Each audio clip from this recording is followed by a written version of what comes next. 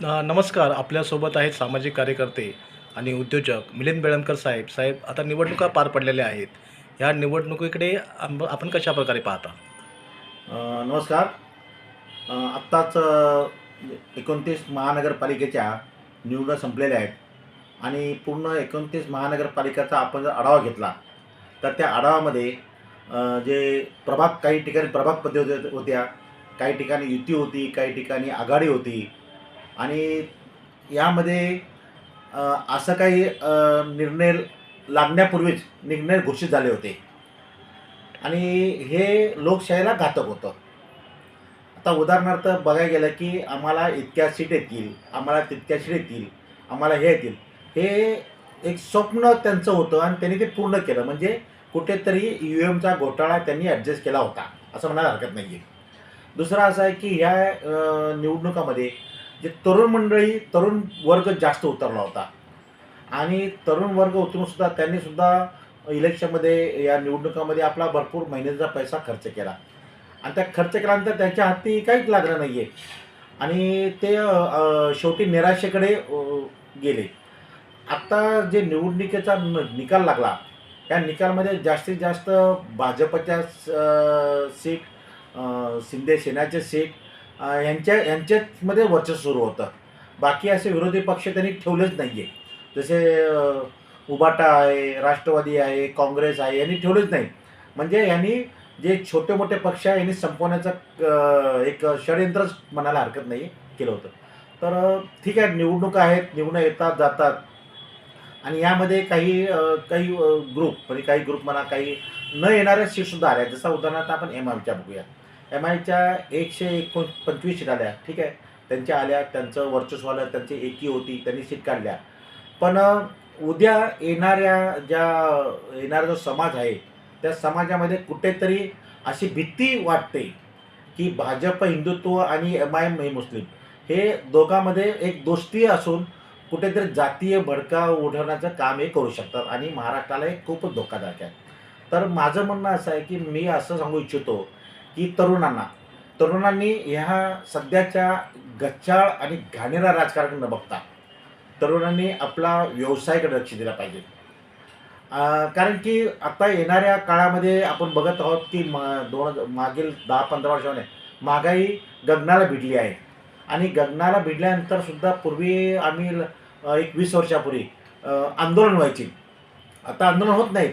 आंदोलन झालं की देशद्रोहाचा घोषणा, आंदोलन झालं की पोलीस स्टेशनमध्ये गुन्हा नोंद आणि पोलीस स्टेशनच्या ज्या घटना किंवा त्यांच्या एल्झारा मारणे किंवा त्यांच्या पायरी चढणं, या सामान्य माणसाला जमत नाही, याचं जमणारे नाही आहे. तर म्हणून तरुणांना सांगू इच्छितो की तुमचा जो वेळ जो आहे, तुम्ही व्यवसायाकडे घ्या.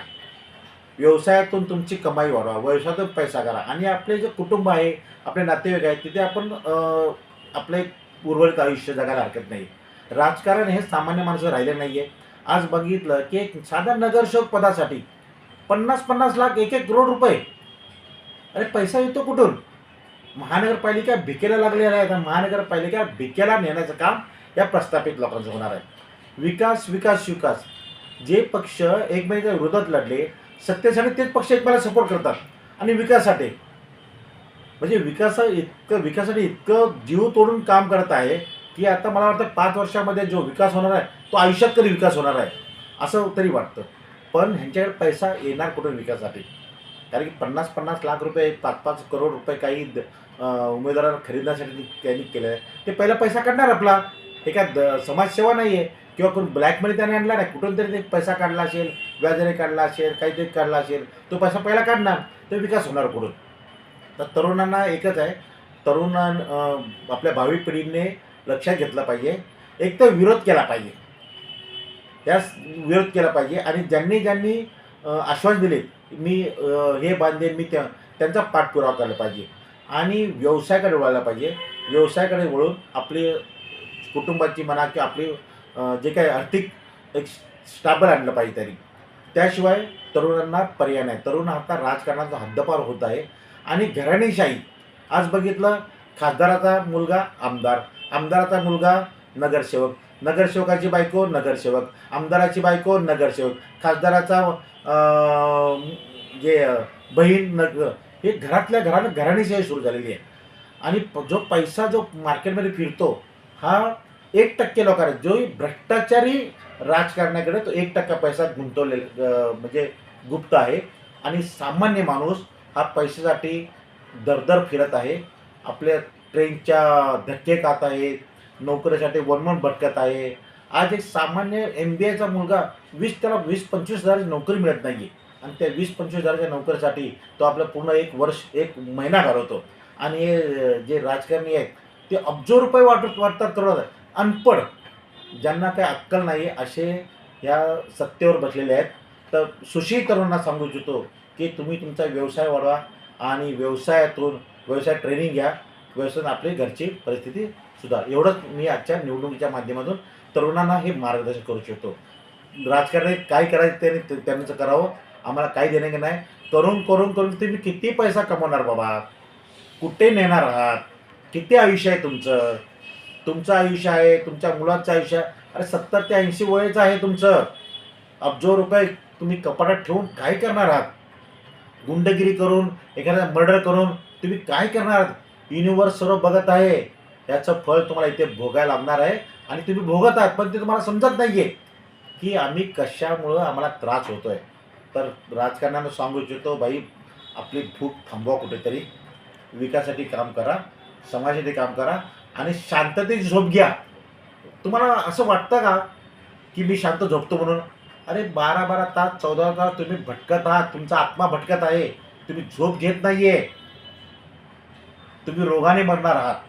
तुम्ही असेच त्रास देऊन तुम्हाला कुणाला BP, तुम्हाला डायबिटीज, तुम्ही शाप घेऊनच मरणार आहात. तर असं मरू नका. तुम्ही आमचे बांधव आहात, तुम्ही आमचे ज्येष्ठ आहात, राजकारणी आहेत, या देशाचे नेते आहात. म्हणून तुम्हाला नम्र विनंती करतो की तरुणांना जगू द्या, तरुणांना रोजगार द्या, विकास करा. आणि महाराष्ट्राचं नाव जे आता खराब झालेलं आहे, BP बिहार झालेलं आहे, ते न करता महाराष्ट्र आहे.